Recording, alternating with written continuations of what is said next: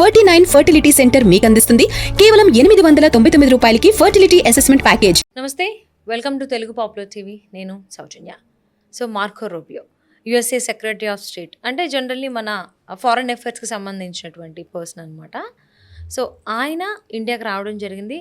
Land అయిన తర్వాత ఈ మదర్ తెరిసా మిషనరీస్ ఏవైతే ఉంటాయో సో వాటిని విజిట్ చేశారు. సో మనం దీన్ని అనుమానాస్పదంగా చూడాలా, లేదు నార్మల్గానే తీసుకోవాలా, అసలు ఏంటి? సో హిడెన్గా ఇంకేమైనా ఉన్నాయా ఈ అంశానికి సంబంధించి? మరి ఈ అంశానికి సంబంధించి వారి అభిప్రాయాన్ని, వారి విశ్లేషణని మనతో పంచుకోవడానికి ఈరోజు మనతో పాటు ఉన్నారు పొలిటికల్ అనలిస్ట్ పవన్శ్రీ హర్ష గారు ఉన్నారు. వారితో మాట్లాడదాం. నమస్తే అండి. నమస్తే అండి. అంటే మార్కో రూబియో అంటే జనరల్లీ వస్తూ ఉంటారు కదా ఫారెన్ అఫైర్స్కి సంబంధించిన ఆఫీసర్స్. మరి ఇప్పుడు మార్కో రూబియో ఇండియా విజిట్ చేసిన తర్వాత ఈ మిషనరీస్ ఏవైతే ఉన్నాయో ఆ ట్రస్ట్కి వెళ్ళారు కాబట్టి దాన్ని మనం ఎందుకు అనుమానాస్పదంగా చూడాలి, ఎందుకు నార్మల్గా పట్టించుకోకుండా ఉండాలి అంటారు? అంటే ఆయన క్రిస్టియన్, అవును, తప్పేం లేదు. ఆయన ఫెయిత్ ఆయన ఫాలో అవ్వడం తప్పు లేదు. ఆయన ఇక్కడికి వచ్చి చర్చికి వెళ్ళున్నట్టయితే ఎవరికి ఏమీ పెద్ద అనుమానాలు ఏమీ వచ్చి ఉండేవి కాదు. మనం గనక గమనిస్తే G20 అయినప్పుడు 2023లో అప్పటి యుఎస్ రాష్ట్రపతి బైడెన్ కూడా ఢిల్లీలోని ఒక చర్చికి వెళ్ళారు. సో ఎవరు ఏమీ పెద్దంతగా పట్టించుకోలేదు, ఎందుకంటే క్రిస్టియన్ కాబట్టి. సో అలాగే చర్చికి వెళ్ళినట్టయితే ఎవరికి అనుమానాలు వచ్చేవి కాదు. కానీ అలా కాకుండా అయినా మదర్ తెరిసా నడిపే మిషనరీస్ ఆఫ్ చారిటీ ఏదైతే ఉందో ఆయన అక్కడికి వెళ్ళారు. మదర్ తెరిసాది సినిమాల్లోనూ మామూలుగా అందరూ ఏదైతే గొప్పగా చెప్పారో నిజంగా గొప్పది కాదని చెప్పి ఇప్పుడు అంతా రుజువైపోయింది. సేవ చేయలేదు, ఓపెన్గా కన్వర్షన్స్ చేసిందని. బేసికల్లీ మిషనరీస్ ఆఫ్ చారిటీ ద్వారా మదర్ తెరిసా ఏం చేసిందంటే జనాలని కన్వర్ట్ చేసింది క్రిస్టియానిటీలోకి. మిషనరీస్ ఆఫ్ చారిటీకి ఏవైతే నిధులు వచ్చేవో వాటిని డైరెక్ట్ వాటికన్కి ట్రాన్స్ఫర్ చేసేది, చారిటీకి ట్రాన్స్ఫర్ చేయలేదు. మదర్ తెరిసానే చెప్పింది ఓపెన్గా.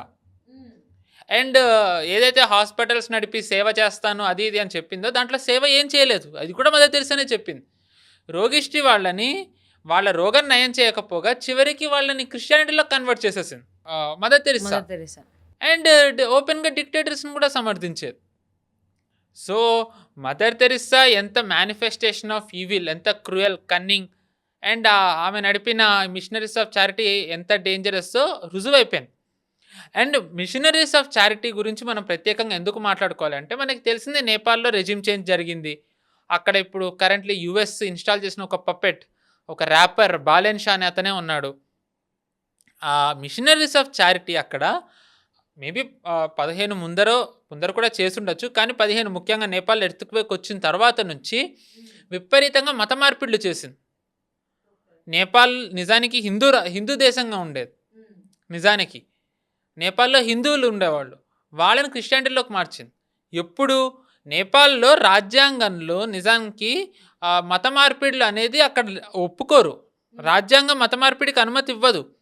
అయినా కానీ మిషనరీస్ ఆఫ్ చారిటీ వాళ్ళు బహిరంగంగా చెప్పారు, will still go against the law, will still go against the constitution, మేము కన్వర్ట్ చేస్తామని. ఇది బీబీసీనే కవర్ చేసింది. ఓకే.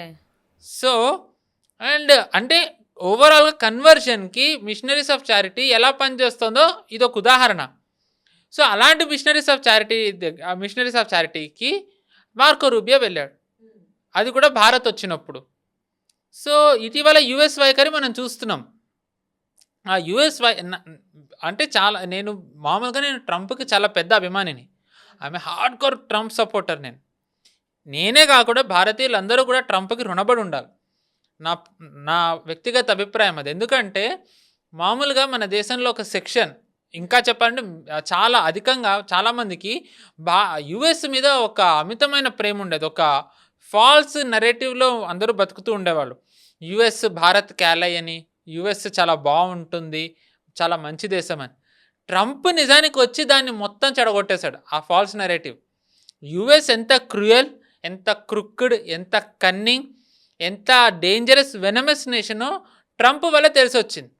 అందుకనే మీరు కనుక చూస్తే మామూలుగా సెక్రటరీ ఆఫ్ స్టేట్ వస్తున్నాడు అంటే చాటర్ చాలా ఎక్కువ ఉంటుంది. అంటే మాట్లాడుకోవడం, నెరేటివ్ నడపడం, ఏమవుతుంది, ఏం చేస్తారు, ఏం ఆడుకుంటారని అసలు ఎవరూ పట్టించుకోలేదు. నిజానికి రష్యన్ ఫారిన్ మినిస్టర్ వస్తే ఇంకా ఎక్కువ మాటలు, ఎక్కువ నెరేటివ్ నడిపేవాళ్ళు. అంటే యుఎస్ మీద జనాలకి ఎంతగా ఆసక్తి తగ్గిపోయింది అనేది ఒక ఉదాహరణ. అండ్ సెక్రటరీ ఆఫ్ స్టేట్ వస్తున్నారంటే కనీసం మినిస్ట్రీ నుంచైనా ఎవరన్నా ఉండాలి. ఒక మినిస్టర్ రిసీవ్ చేసుకోవడమో, ఎక్స్టర్నల్ అఫేర్స్ మినిస్ట్రీ నుంచి ఎవరన్నా ఇంపార్టెంట్ పర్సన్ ఉండడం, ఎవరు రిసీవ్ చేసుకోలేదు. అంటే క్లియర్గా నువ్వు రా, ఏం చేసుకుంటా చేసుకోనాను అంటే డైరెక్ట్ మనం అవమానించేసాం. అవమానించడానికి కారణం ఏంటంటే వాళ్ళు చేసే పనులు అలాగే ఉంటాయి. అదే.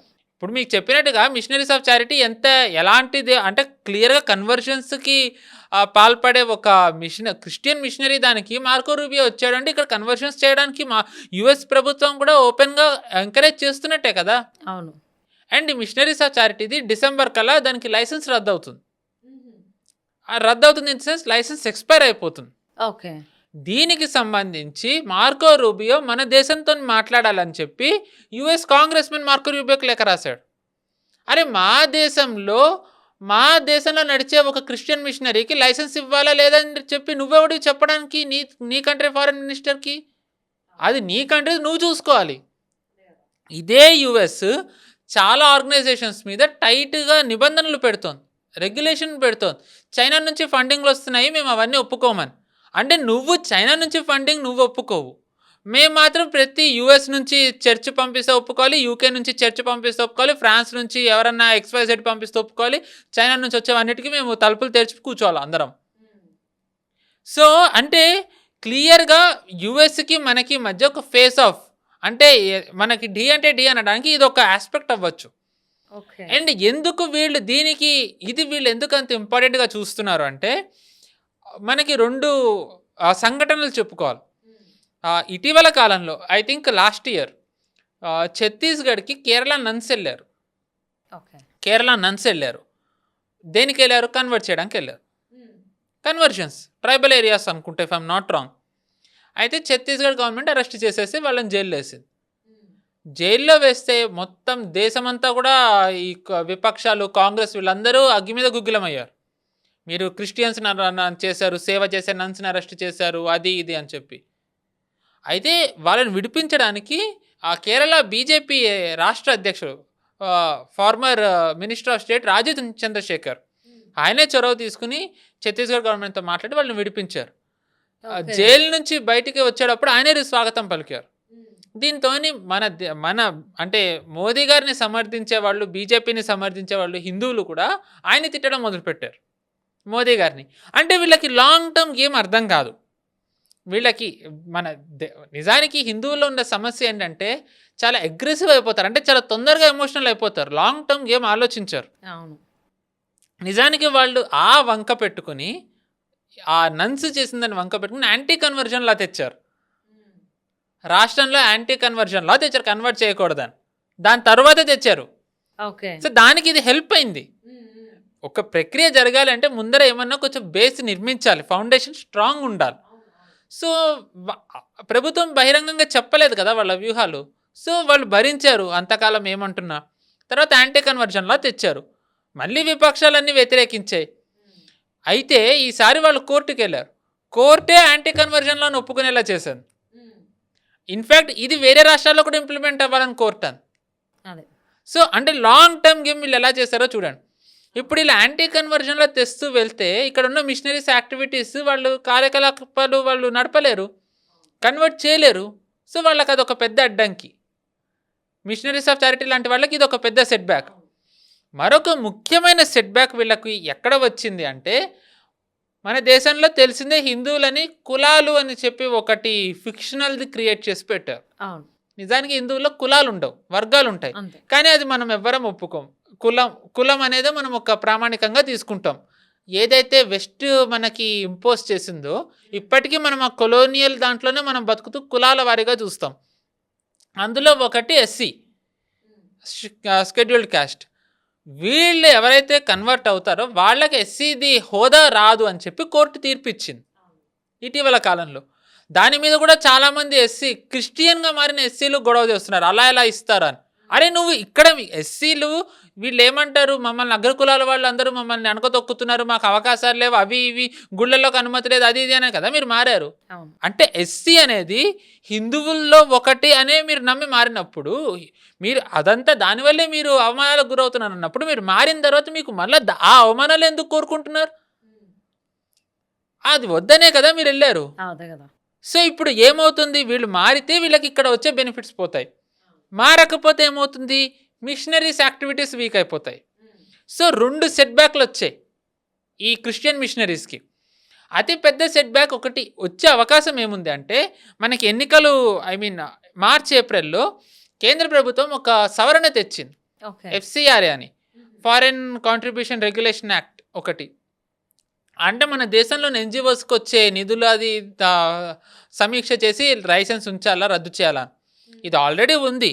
మోదీ గారు వచ్చిన తర్వాత 2014 నుంచి 2026 అంటే ఈ పుష్కర కాలంలో 20,000 ఎన్జిఓస్ని రద్దు చేశారు. 20,000 ఎన్జిఓస్ని రద్దు చేశారు. సో 20,693 ఇంకా పర్టికులర్గా కావాలి అంటే. కానీ ఇన్ని ఎన్జిఓస్ని రద్దు చేసినా కానీ మన దేశంలో ప్రస్తుతం ఇంకా 16,000 ఎన్జిఓలు రన్ అవుతున్నాయి. ఈ 16,000 ఎన్జిఓలకి 20,000 కోట్లు ఏడాదికి వస్తాయి నిధులు, 20,000 కోట్లు వస్తాయి. సో ప్రభుత్వం ఏం చేసింది అంటే, మీకు ఈ నిధులు ఎక్కడి నుంచి వస్తాయి, ఎందుకు వస్తున్నాయి, మీరు దీన్ని ఎవరికి ఇస్తారు, ఎప్పుడు ఇస్తారు, ఎంతకాలం మీ దగ్గర పెట్టుకుంటారు, ఇదంతా కూడా ప్రభుత్వం ట్రాకింగ్ చేస్తుంది. ఒకవేళ మధ్య వీళ్ళది కనుక ఏమన్నా తేడా జరిగితే లైసెన్స్ మామూలుగా ఇదివరకు రద్దు అయ్యేది. ఇప్పుడు లైసెన్స్ రద్దు అవ్వడమే కాకుండా ఎన్జిఓ పేరు మీద ఏవైతే అసెట్స్ ఉంటాయో వాటన్నిటిని ప్రభుత్వం కాన్ఫిస్కేట్ చేసేస్తుంది. వాళ్ళు దేనికైనా వాడుకోవచ్చు. వాళ్ళ ఒకవేళ ల్యాండ్ ఉంది, ఆ ల్యాండ్ మీద వాళ్ళు ఏమన్నా కట్టచ్చు, బిల్డింగ్ ఉంది, ఆ బిల్డింగ్ వాళ్ళు కూలగొట్టి ఇంకేమన్నా చేసి ఆ బిల్డింగ్ని వాళ్ళు ఇంకా దేనికైనా వాడుకోవచ్చు. ప్రభుత్వం హ్యాండ్ ఓవర్ ప్రభుత్వం హ్యాండ్ ఓవర్ చేసేసుకుంటుంది. ఇది ఇలా చేయకూడదని చెప్పి మళ్ళీ క్రిస్టియన్ సంఘాలు, కాంగ్రెస్ పార్టీలు ఇవన్నీ వ్యతిరేకిస్తున్నాయి. ఇది చాలా దారుణం ఫారెన్ నుంచి వచ్చేదని. ఇప్పుడు వాళ్ళే కనుక కడిగిన ముత్యాలు అయినట్టయితే వాళ్ళకి ఏంటి భయం, ట్రాకింగ్ చేసే తప్పేముంది, ట్రాకింగ్ చేయడంలో తప్పు, మీరు ఎందుకంత భయపడుతున్నారు? అది మంచి సోర్స్ నుంచి వస్తున్నప్పుడు ట్రాక్ చేస్తే చేసుకున్నారు కానీ వద్దు అని చెప్పి వ్యతిరేకిస్తున్నారు. ఎందుకు అంటే వాళ్ళకి వచ్చేవి డూబియస్ ఆర్గనైజేషన్స్ నుంచి వస్తాయన్న సంగతి వాళ్ళకి తెలుసు. ట్రాకింగ్ చేస్తే వాళ్ళవి కనుక నిధులు వాళ్ళవి లైసెన్స్ రద్దు అయితే కేవలం లైసెన్స్ రద్దు అవ్వడమే కాకుండా వాళ్ళ అసెట్స్ని కూడా కాన్ఫిస్కేట్ చేసేసుకోవచ్చు. సో దీన్ని బట్టి కన్వర్జన్స్కి ఎంత పెద్ద సెట్ బ్యాక్ అవుతుందో మనం ఒక్కసారి అర్థం చేసుకోవచ్చు. దీన్నే ఆపడానికి ఇప్పుడు యుఎస్ ప్రయత్నిస్తుంది. అండ్ ఇంకొకటి, చాలామంది మోదీ గారిని చాలా అంటూ ఉంటారు, అంటే మనం కోవిడ్ తర్వాత నుంచి సుమారు 20 కోట్ల మందికి మనం కేంద్ర ప్రభుత్వం ఉచితంగా బియ్యం ఇస్తుంది. బియ్యం వాళ్ళకి కావాల్సిన నెసెసరీస్ రేషన్ ద్వారా ఎందుకు ఇస్తున్నారు అని తిడతారు. మామూలుగా క్రిస్టియన్స్ కన్వర్ట్ ఎలా చేస్తారు, రైస్ చూపించే చేస్తారు. రైస్ బ్యాగ్ కన్వర్టర్స్ అని అందుకే అంటారు వీళ్ళని. రైస్ బ్యాగ్ కన్వర్టర్స్ అనడానికి కారణం అదే. వాళ్ళు ఈ బియ్యం మీకు ఫుడ్ లేదు, మేము ఫుడ్ ఇస్తాము, మేము అవి ఇస్తామనే వీళ్ళు కన్వర్ట్ చేస్తారు. ఆ కన్వర్జన్ ఆపడానికే మోదీ గారు అది కూడా ఎందుకు తెచ్చారు, కోవిడ్ టైంలో తెచ్చారు. ఆయనది కోవిడ్ టైంలో కన్వర్షన్స్ ఎక్కువ జరిగాయి. సో దాన్ని ఆపుదామనే మోదీ గారు 20 కోట్ల మందికి ఇప్పటికే అందుకే ఉచితంగా ఇస్తున్నారు. సో దట్ కన్వర్షన్స్ కొంచెమన్నా ఆపచ్చాను. సో అంటే స్టెప్ బై స్టెప్ ఎక్కడ కన్వర్షన్స్కి వీళ్ళు వెతుకుతున్నారో ఆ అన్నిటికీ కూడా దారులు మూసుకుపోయే చర్యలు ప్రభుత్వం తీసుకుంటోంది. అది వీళ్ళకి నచ్చకే వీళ్ళు అన్ని గోడలు చేస్తున్నారు. వీటికి మన దేశంలోని కొన్ని పార్టీలు, కొన్ని ఇంటలెక్చువల్స్, కొన్ని మేధావి వర్గం వాళ్ళందరూ సమర్థిస్తున్నారు. అంటే వీళ్ళు బహిరంగంగా ఏం చేస్తున్నారంటే విదేశీ సంస్థల నుంచి వచ్చే నిధులని అఫీషియల్గా కన్వర్ట్ చేయడానికి ఒప్పుకుంటున్నారు. అంటే అఫీషియల్గా ఒక సివిలైజేషన్ అంతమొందించడానికి మన దేశంలో వాళ్ళే సహకరిస్తున్నారు. ప్రభుత్వం దీన్ని వ్యతిరేకిస్తుంది. సపోర్ట్ చేస్తారు కదా, వాళ్ళకు కూడా డబ్బులు. ఎగ్జాక్ట్లీ. అంటే ఇప్పుడు మీకు ఇదంతా ఎందుకు చెప్తున్నానంటే ఇలాంటి యాక్టివిటీస్లోనే మిషనరీస్ ఆఫ్ చారిటీ ఉంది. And machineries of charity conversions ఇక్కడితో పక్కన పెట్టండి. నేను మీకు అందుకే మీకు ఇందాక నేపాల్ ఉదాహరణ చెప్పింది అందుకే. అంటే రాజ్యాంగంలో మత మార్పిడి నిషేధం అని అన్న చోట వాళ్ళు అంత మత మార్పిడి చేస్తే భారత్ లాంటి దాంట్లో అంటే వీళ్ళకి కొమ్ము కాసే పార్టీలు ఉన్నప్పుడు, మేధావి వర్గం ఉన్నప్పుడు వీళ్ళు ఇంకా ఎంత చేస్తారు? అండ్ దీన్ని ఆపుతుంటే చట్ట ప్రకారం దీన్ని వ్యతిరేకిస్తున్నారు. అంటే మన దేశంలో మత మార్పిడి కేవలం ఒక రాజకీయ పార్టీదో ఈ మిషనరీస్ ఆఫ్ చారిటీ అనే ఒక సంస్థదో కాదు, డైరెక్ట్గా హయ్యర్ ఆర్మ్స్ నుంచి వస్తుంది, హయ్యర్ టేబుల్. అంటే యుఎస్ఏ చేస్తుంది. అండ్ ఇప్పుడు మార్కో రూబియో కూడా మిషనరీస్ ఆఫ్ చారిటీని మాట్లాడడానికి కారణం ఏంటంటే కన్వర్జెన్స్కి ఎంకరేజ్ చేస్తున్నాడు. ఎందుకు అంటే యుఎస్లో అంటే మామూలుగా మనకి తెలిసిన 2 పార్టీలే ఉంటాయి, డెమోక్రాట్స్ ఒకటి, రిపబ్లికన్స్. డెమోక్రాట్స్కి ఒక వర్గం వాళ్ళు సపోర్ట్ చేస్తారు చర్చిలకి, కానీ వాళ్ళు ఎక్స్ట్రీమ్ లెఫ్ట్, అంటే ఇస్లాంని వాళ్ళు చేయడం. ఇప్పుడు చూసాము Zohran Mamdani New York mayor, and మనం చాలా చోట్ల చూస్తూనే ఉన్నాం డెమోగ్రఫీ ఎలా మారుతుందో. దీన్ని అంతా డెమోక్రాట్స్ ఎంకరేజ్ చేస్తారు, కానీ రిపబ్లికన్స్ దీనికి క్వైట్ ఆపోజిట్. వాళ్ళు హార్డ్ కోర్ క్రిస్టియన్స్, వాళ్ళు క్రిస్టియానిటీ ప్రకారమే దేశం నడవాలని నమ్మేవాళ్ళు. మార్కో రూబియో ఆ బ్రీడ్కి సంబంధించిన అతను. అండ్ ఇప్పుడు అక్కడ ఎలక్షన్స్ వస్తున్నాయి కాబట్టి వాళ్ళు ఇది కూడా వంకగా చూపించుకుంటారు, మేము అక్కడ కన్వర్జెన్స్కి ఎంకరేజ్ చేసామని. ఎందుకంటే అక్కడ చర్చిల్లో ఇవాంజలికల్స్ చాలా ఇంపార్టెంట్. ఇవాంజలికల్స్ అనేవాళ్ళు ఏంటంటే మత మార్పిడి చేసే వాళ్ళలో చాలా ఇంపార్టెంట్. ట్రంప్కి వీళ్ళు ఓపెన్గా సపోర్ట్ చేస్తారు. సో ఇప్పుడు వాళ్ళకి అక్కడ ఎలక్షన్ దానికి చూపించుకోవడానికి ఇక్కడ వీళ్ళకి ఒక భరోసా ఇచ్చి ప్రభుత్వం మీద ఒత్తిడి తేవడానికి మిషనరీస్ ఆఫ్ చారిటీది ఇక్కడికి తెచ్చారు. అండ్ ఈ మిషనరీస్ ఆఫ్ చారిటీ కూడా ఏమీ దూత్ కాదు, ఉలా కాదు. ఎన్నికల ముందర వెస్ట్ బెంగాల్లో ఎన్నికల ముందర Mamata Banerjee Christian Missionaries of Charity నన్స్ని కలిసింది. కరెక్ట్, నన్స్ని కలిసింది. అండ్ మార్కో రూబియో వెళ్ళిన తర్వాత ఆ మిషనరీస్ ఆఫ్ చారిటీకి సంబంధించిన నన్స్ మమతా బెనర్జీని కలిశారు. అండ్ మనం గతంలో చర్చించుకున్నాను, నేను కూడా ఇక్కడ చాలాసార్లు చెప్పాను, వెస్ట్ బెంగాల్ ఎలాగ డెమోగ్రఫీ చేంజ్కి ఒక గేట్వేగా భారత్లో మారిందని. అండ్ బంగ్లాదేశ్లో జమాత్కి బెంగాల్ నుంచి ఎలాగ నిధులు అందుతూ వచ్చాయని, అండ్ దాని ద్వారా నార్త్ ఈస్ట్లో మొత్తం కూడా ఎలాగ కన్వర్షన్స్కి డెమోగ్రఫీ చేంజ్కి హెల్ప్ అవుతుందని. సో అంటే ఒక రకంగా ఒక ప్రాంతంలో ఒక ఇల్లీగల్ యాక్టివిటీస్కి అంతా కూడా బెంగాల్ హబ్గా మారింది. ఇప్పుడు దాన్ని కేంద్రం కట్టడి చేస్తుంది. ఆబ్వియస్లీ ఇప్పుడు సువేంద్ర అధికారి గారు రాగానే వాళ్ళు ఆపేస్తారు. అండ్ ఇది క్లియర్గా యూఎస్కి నచ్చలేదు ఇక్కడ ఉన్న ప్రభుత్వం అనడానికి ఒక ఉదాహరణ ఇది. ఇప్పుడు మనకి బెంగాల్లో 5 రాష్ట్రాలు ఎన్నికలు జరిగాయి. అస్సాంలో బీజేపీ గెలిచింది, బెంగాల్ తీసేస్తే. పుదుచ్చేరిలో కూటమి గెలిచింది. ట్రంప్ కేవలం బెంగాల్ది మాత్రమే గెలిచిందానికి కంగ్రాచులేషన్స్ ఎందుకు చెప్పాడు? అసలు ఒక రాష్ట్రం ఎన్నికలు జరిగితే నువ్వేడు కంగ్రాచులేట్ చేయడానికి? మాకు మోదీ గారు ఏమీ నేషనల్ ఎలక్షన్స్ గెలిచి మళ్ళీ ప్రధానమంత్రిగా ఆయన ప్రమాణ స్వీకారం చేయట్లే కదా. ఒక రాష్ట్రం ఎలక్షన్స్ గెలిస్తే అంటే ఏంటంటే మా కన్ను అక్కడ ఉంది అని చెప్పి ఇండైరెక్ట్గా చెప్పడం. అంటే బెంగాల్ అనేది యుఎస్కి ఎంత ముఖ్యమైన రాష్ట్రమో ఒకసారి అర్థం చేసుకోండి. ఇప్పుడు ఇక్కడ ఉంది అంటే ఏమన్నా ఇప్పుడు అక్కడ ఇల్లీగల్ యాక్టివిటీస్, ఇప్పుడు మిషనరీస్ ఆఫ్ చారిటీ కన్వర్జన్స్ ఏమన్నా జరిగితే దాని మీద ప్రభుత్వం చర్యలు తీసుకుంటే ఏమంటారంటే ఇప్పుడు మామూలుగా మళ్ళీ మన మీద ఒత్తిడి వస్తుంది యుఎస్ నుంచి. ఆ ఒత్తిడి మనం ఎంత దాన్ని కేర్ చేస్తామనేది ఇప్పుడు మనం వేచి చూడాలి. అంటే మీరు జస్ట్ ఇమాజిన్ చేయండి, ఇప్పుడు మమతా బెనర్జీ ఓడిపోయింది, మరి నువ్వు అంత కంగ్రాచులేట్ నీ ప్రెసిడెంట్ కంగ్రాచులేట్ చేసినప్పుడు ఆ రాష్ట్రానికి ముఖ్యమంత్రి అయిన అతన్ని మరి మార్కో రూబియో కలవాలిగా. ఎందుకు కలవలే? మరి మాజీ ముఖ్యమంత్రి మాత్రం కలిశారు.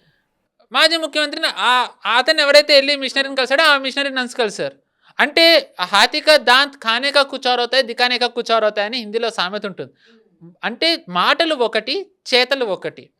చేతలు కనబడకుండా ఉండడానికి మాటలు కోటలు దాటుతాయి, చేతలు గడపలు దాటవంటారు, తెలుగులో సామెత ఉంటుంది. అలాగుంటుంది యుఎస్ వ్యవహారం. ట్రంప్ వచ్చినప్పటి నుంచి జనాలు మాటలు మర్చిపోయి చేతలు చూస్తున్నారు. ఇన్ఫాక్ట్ ట్రంప్ మాటలు కూడా ఏమీ చెప్పట్లే, నిజానికి ఆ ఫేక్ వర్డ్స్ కూడా ఏమీ ఉండట్లే, చేతలే ఉంటున్నాయి ట్రంప్వి. సో అంటే ఏంటంటే రాబోయే కాలంలో మనకి ఈ మిషనరీస్ మీద, చర్చిల మీద మనం చర్యలు తీసుకోబోతున్నాం. ఎఫ్సిఆర్ఏ వస్తే ఖచ్చితంగా వాళ్ళు దొరుకుతారు. ఎందుకంటే మన దేశంలో కన్వర్జన్స్ క్లియర్గా చర్చ్ బ్యాకింగ్ చేస్తుంది. చర్చ్ బీజేపీ ఉండకూడదని కోరుకుంటుంది. దీనికి ఉదాహరణ 2 రాష్ట్రాలు. నాగాల్యాండ్లో ఎన్నికలు జరిగాయి, ఐ థింక్ 23లోనో 22లోనో జరిగాయి, 23 ఇఫ్ ఐఎమ్ నాట్ రాంగ్. అయితే ఇప్పుడు ప్రస్తుతం అక్కడ ఉన్నది ఒక కూటమి ప్రభుత్వం. అంటే కూటమి అంటే బీజేపీ మైనర్ పార్ట్నర్, కానీ బీజేపీ సీట్లు కూడా ఇంపార్టెంట్ ప్రభుత్వం ఉండడానికి. ఈ ఎన్నికలు జరిగే ముందర నాగాల్యాండ్లో ఉన్న చర్చిలు బహిరంగంగా ప్రకటనలు విడుదల చేశాయి, ఎవ్వరూ క్రిస్టియన్స్ బీజేపీకి ఓటు వేయకూడదు, ఓటేస్తే మీ చర్యలు ఉంటాయని. ఈ తమిళనాడులో మొన్న అయిన ఎన్నికల్లో కూడా చర్చిలు అన్నాయి మీరెవరు బీజేపీకి ఓటేయకూడదని. ప్రజాస్వామ్యంలో ప్రజలు కదా నిర్ణయించుకుంటారు ఎవరికి ఓటేయాలి ఎవరికి ఓటేయకూడదని. నువ్వెవరు డిసైడ్ చేయడానికి? అదే కదా. నువ్వు ఇప్పుడు అయోధ్య ప్రధాన పూజారి బయటికి వచ్చి రాముడి భక్తులందరూ హిందూ భక్తులందరూ మోదీనే గెలిపించండి బీజేపీకి ఓట్ వేయండి అంటే ఊరుకుంటారా? ఈ దేశంలోని పార్టీ ఇంకా అసలు అది బీబీసీ అల్ జజీరా వాళ్ళు కవర్ పేజ్ కింద వేసినా మనం ఆశ్చర్యపోక్కర్లే. గోల గోల చేస్తారు, అసలు మామూలుగా చేయరు. ఆ సెక్యులరిజం పాటించే దేశంలో లౌకిక దేశంలో ప్రజాస్వామ్యం ఉన్న దేశంలో ఇదెలా చేస్తారు? కాశీ విశ్వనాథ్ ప్రధాన పూజారి బయటకు వచ్చి ఇలా మాట్లాడితే అంటే ఈ దేవాలయాల నుంచి వచ్చే నిధులు అన్నీ అందరూ వాడుకుంటారు కానీ వాళ్ళు మాత్రం లౌకికవాదం పాటించాలి. ఈ చర్చిల మొత్తం ఏమో వీళ్ళన్నీ విదేశాల నుంచి అక్రమంగా తీసుకుంటారు. ఇక్కడ మత మార్పిడులు మీరు ఇల్లీగల్లీ చేస్తారు. ఇక్కడ వాళ్ళకి ఈ దేశం మీద భక్తి లేకుండా చేస్తారు. వీళ్ళని ఆపుతుంటే మీ అందరికీ నొప్పి వస్తుంది. అండ్ క్లియర్గా మణిపూర్లో మనకి డబ్బులు వీళ్ళకి యాక్టివిటీస్కి ఎక్కడి నుంచి వచ్చాయి? మణిపూర్ అల్లర్లు అందరికీ తెలిసిందే. 2023 నుంచి ఎక్కడి నుంచి వచ్చాయి? వీళ్ళకి చర్చిల్ ఫండింగ్ ఇస్తున్నాయి. మాథ్యూ వ్యాండేక్ దొరికింది. మాథ్యూ వ్యాండేక్ ఎవరండి? Sons of Liberty. అతను క్రిస్టియనే కదా. క్రిస్టియానిటీ ప్రొపగేట్ చేయాలనే కదా అతను మయన్మార్ వెళ్ళాడు. మయన్మార్ వెళ్ళాడు. ఆ మయన్మార్ నుంచి వస్తూనే ఇక్కడ దొరికాడు. ఇక్కడ ఎవరిని కలిసాడో ఇంకా మనకి తెలీదు. అండ్ మీరు చూసుకున్నట్టయితే నార్త్ ఈస్ట్లో చాలా చోట్ల కన్వర్జన్స్ని ఒక ఇండస్ట్రియల్ స్కేల్లో అవుతాయి. కన్వర్జన్స్ అవుతాయి. అది యుఎస్ ఎలా చేస్తుంది అంటే అసలు చాలామందికి అర్థం కానిది ఏంటంటే స్పెషల్ ఫోర్సెస్ ఉంటాయి కదా యుఎస్లో, వాళ్ళకి రకరకాల పేర్లు ఉంటాయి. పనిచేయని సోల్జర్స్కి ఏం పేర్లు ఉంటాయంటే నా అభిప్రాయం అది. ఆ సోల్జర్స్ అందరూ వాళ్ళది సర్వీస్ అయిపోయిన తర్వాత వాళ్ళకి ఆప్షన్స్ ఇస్తారు. నువ్వు వేరే నువ్వు అంటే వేర్వేరు ఆప్షన్స్లో ఒక ఆప్షన్ అఫీషియల్గా యుఎస్ ప్రభుత్వం అఫీషియల్గా ఇచ్చేది కన్వర్ట్ చేయడం యుఎస్ అఫీషియల్గా ఇస్తుంది. ఆ జాబ్ ట్రైనింగ్ ఉంటుంది వాళ్ళకి. ఓకే.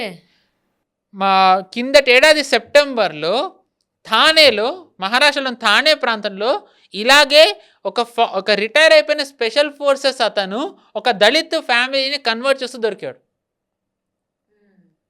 యుఎస్ స్పెషల్ ఫోర్సెస్ అతను కన్వర్ట్ చేస్తూ దొరికాడు. అంటే వీళ్ళకి రాను ఒకదాని తర్వాత ఒకటి సెట్ బ్యాక్లు ఎలా వస్తున్నాయి చూడండి. కోర్టు నుంచి ఎస్సీలది వచ్చింది.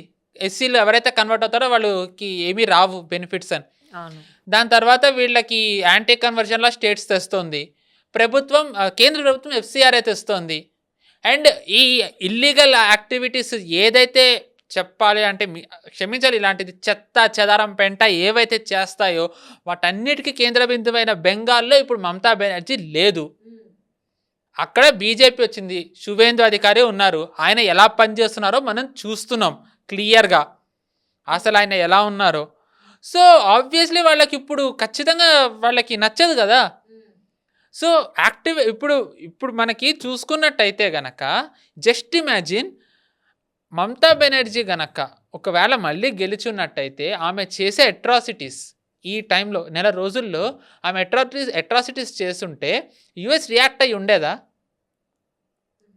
అంటే మార్కో రూబియో ఎలాంటి టైంలో కలకత్తా వద్దాం అనుకున్నాడు? హిందూ సూచకోత. ఒకవేళ మమతా వచ్చి ఉంటే అభిషేక్ బెనర్జీ బహిరంగంగానే అన్నాడు కదా, నేను కూడా ఇక్కడే చెప్పాను, తెల్ల చీరలు దొరికాయి, ఆ టీఎంసీ ఆఫీస్ నుంచి కత్తులు దొరికాయి, బాంబులు దొరికాయి.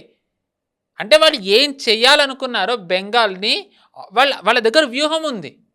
అండ్ అంటే మార్కో రూబియో జెనోసైడ్ అయ్యే టైంకి వద్దామనుకున్నాడు అఫీషియల్గా దాన్ని ఎండోర్స్ చేయడానికి. పాపం భారతీయులందరూ కూడా దే బ్రోక్ హిస్ హార్ట్. అతనికి గుండెకి చాలా బలమైన గాయపరిచారు. సో సో ఆబ్వియస్లీ యుఎస్ ఏంటంటే ఇప్పుడు మిషనరీస్ ఆఫ్ చారిటీని మీరు ఎఫ్సిఆర్ఏ డిసెంబర్లో అవుతుంది, దాన్ని మళ్ళీ రీవోక్ చేయడం ఇండైరెక్ట్లీ చెప్పాడు. లేదు మేము చెయ్యమంటే కనుక ఫ్రీడమ్ ఆఫ్ స్పీచ్ రిలీజ్ చేస్తుంది అది ఇది అంటారు. బట్ ఐ థింక్ ఇంకా ప్రభుత్వానికి కూడా ఓపిక నశించింది.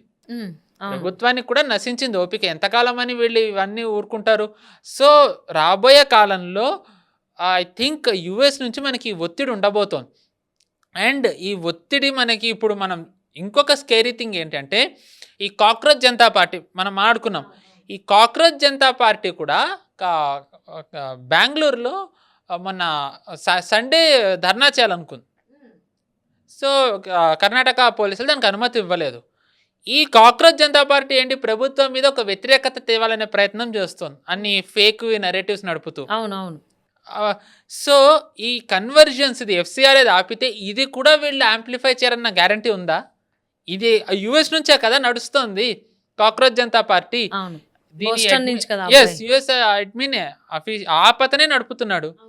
ఇంకా ఇంట్రెస్టింగ్ ఆస్పెక్ట్ ఏంటంటే ఆప్ కేజ్రీవాల్ అఫీషియల్గా ఈ మిషనరీస్ ఆఫ్ చారిటీకి పనిచేశాడు. తనే చెప్పాడు టాటా స్టీల్లో తను రాజీనామా చేసేసి ఐ థింక్ 90s ఎప్పుడో 90s 2000 తను మిషనరీస్ ఆఫ్ చారిటీకి కూడా పనిచేశాడు. అండ్ కేజ్రీవాల్కి సిఐఏకి ఉన్న లింక్స్ ఏమి అందరికీ తెలిసిందే. తను ఐఆర్ఎస్గా ఉన్నప్పుడు తను ఒక ఎన్జిఓ నడిపితే ఆ ఎన్జిఓని బహిరంగంగా ఫోర్డ్ ఫౌండేషనే నిధులు ఇచ్చింది. ఆల్ ఆఫ్ సడన్ కేజ్రీవాల్ పారాడ్రాప్ అయ్యి ఒక ధర్నా చేసేసి ముఖ్యమంత్రి ఎలా అయ్యాడు? ఎందుకంటే తనకి సిఐఏ బ్యాకింగ్ ఉంది. సో అంటే మీరు అండ్ మమతా బెనర్జీకి సిఐఏ లింకులు నేను చెప్తున్నా, వికీలీక్స్లో వచ్చింది. అధికార మార్పిడి జరగాలి, ఇక్కడ మన ఫేవరబుల్ గవర్నమెంట్ ఉండాలని. మమతా బెనర్జీ అప్పటి నుంచి డెమోగ్రఫీ ఇచ్చి అంటే ఓ రకంగా మమతా బెనర్జీ యూఎస్కి ఎంత క్లోజ్ ఉందో ఇప్పుడు మార్కో రూబియో విజిట్ ఎక్స్పోజ్ చేసింది. మిషనరీస్ ఆఫ్ చారిటీ వాళ్ళు కలవడం, మమతా బెనర్జీ వాళ్ళని కలవడం, మార్కో రూబియో వాళ్ళని కలవడం, ఆ మిషనరీస్ ఆఫ్ చారిటీ వాళ్ళు మమతా బెనర్జీని కలవడం. అంటే భారత వ్యతిరేక చర్యలు సిఐఏకి అంటే యూఎస్కి ఫేవరబుల్గా ఉండేవి మమతా ఎలా చేసిందో ఇది కూడా ఒక ఉదాహరణ. అంటే ఇప్పుడు ఎంత టఫ్ టైం ఉంది అంటే మమతా బెనర్జీ కేజ్రీవాల్ ఆల్రెడీ దీంతో చేస్తున్నాడు. మమతా బెనర్జీ ఓడినా సరే ఆమెకు కూడా ఎంతో కొంత ఉండాలి. ఆర్ మేబీ ఇప్పుడు మిషనరీస్ ఆఫ్ చారిటీ ద్వారా ఆమెకి ఏం స్ట్రెంత్ వస్తుందో తెలీదు. So and machineries of charity లాంటి ఆర్గనైజేషన్స్ మన దేశంలో చాలా ఉన్నాయి, ఎన్జిఓస్. సో వాళ్ళు ఎలాంటి ఉద్యమాలు చేస్తారో తెలియదు, ఎలాగ జనాల్ని అండ్ ఇప్పుడు మన దేశం ఒక రకంగా టఫ్ టైంలో ఉంది. ఎందుకంటే ఆయిల్ ప్రైసెస్ పెరుగుతున్నాయి.